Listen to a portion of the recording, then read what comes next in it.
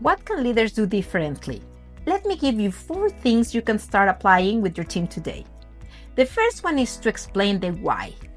Don't just assign tasks and walk away. Tell your people, your team, why it matters. Tell them how their work connects to the bigger picture, to the puzzle. Because when someone understands the impact of what they are doing, they just don't execute, they really commit genuinely. There is a massive difference between someone who does a task because they were told to, and someone who does it because they do understand why it matters. Think for a second about Sebastian. The moment his manager stopped just assigning deadlines and started explaining how his project directly impacted the client's experience, Sebastian's entire attitude shifted. Same task, same deadline, completely different level of ownership. Now, the second thing is to create regular feedback conversations.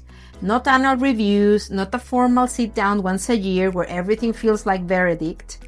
Regular, honest, human conversations. Feedback should never be an event. It should be part of a relationship, something your team expects, welcomes, and definitely grows from. Number 3, the third thing is to shift from controlling to coaching. Instead of telling people what to do, start asking questions. What do you think the best approach is? What would you do differently? When people participate in finding the solution, they become personally invested in making it work.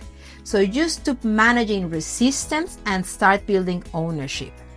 And the fourth one, and this is probably one of the most that the managers get backwards, is build trust before you need accountability. Because accountability without trust feels like punishment. Your team shuts down, they get defensive, they disengage. But accountability with trust, that feels like growth. Like someone who believes in you enough to hold you to a higher standard. And that's how you want your team to perform. Now think about Joan.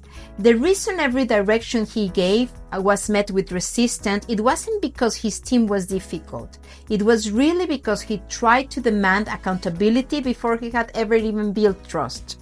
And you simply cannot ask people to be accountable to someone they don't trust.